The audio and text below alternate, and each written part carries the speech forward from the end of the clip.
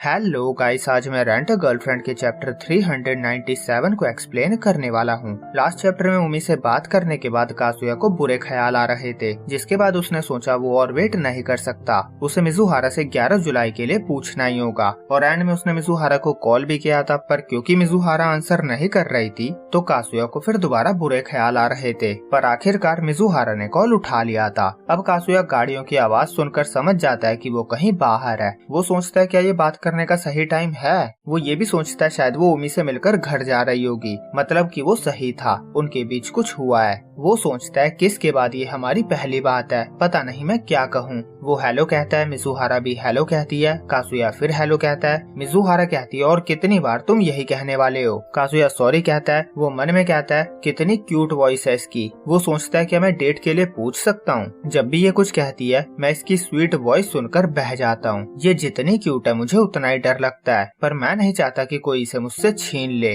वो पूछता है क्या वो उससे भी बात कर सकता है। मिजुहारा हाँ कहती है। कासुया कहता है मैं सोच रहा था अगर 11 जुलाई को तुम फ्री हो तो क्या हम साथ में कहीं जा सकते हैं। मिजुहारा कुछ नहीं कह रही थी, उसकी चुप्पी कासुया को खाए जा रही थी। इस क्वेश्चन से उसे ये भी पता चल जाएगा कि उस किस का कोई मतलब था भी या नहीं। वो सोचता है हो सकता है उमी ने भी मिजुहारा से डेट के लिए पूछा हो, और मैं तो मिजुहारा के लिए वो लड़का हूँ जिसे वो रिजेक्ट कर चुकी है, पर फिर भी मैं उसका पीछा नहीं छोड़ रहा हूँ। वो कंटिन्यूअसली सोच रहा था अगर उसने मना कर दिया तो मैं मर जाऊंगा, पर मिजुहारा हाँ कहती है। कासुया कहता है सच में थैंक्स, मैं सब कुछ प्रिपेयर कर लूंगा। वो मन ही मन बहुत खुश हो रहा था। मिजुहारा पूछती है कि उसे याईमोरी से इस बारे में पता चला। कासुया कहता है हाँ, उसने बताया था तुम्हारा बहुत बड़ा प्ले आ रहा है। वो उसे कांग्रेट्स कहता है और बताता है कि वो उसके लिए बहुत खुश है। मिजुहारा थैंक्स कहती है और फिर उससे सॉरी कहती है। वो कहती है पता नहीं मैं कई बार खुद को कंफ्यूज क्यों कर लेती हूँ। मैंने तुमसे कहा था मैं तुम्हें और इंतजार नहीं करवाना चाहती, पर जब भी बात तुम्हारी होती है मैं कोई अलग इंसान बन जाती हूँ।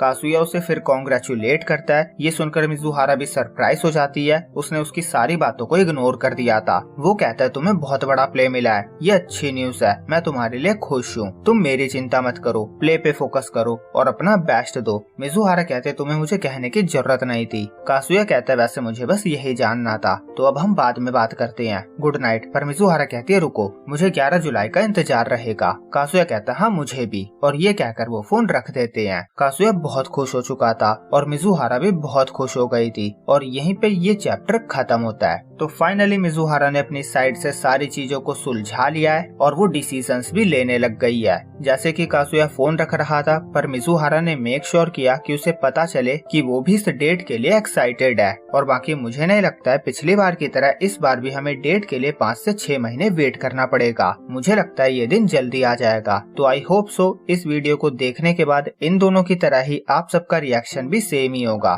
तो यार जल्दी से लाइक और कमेंट कर दो। मैं मिलूंगा आपसे बहुत ही जल्दी किसी और वीडियो के साथ।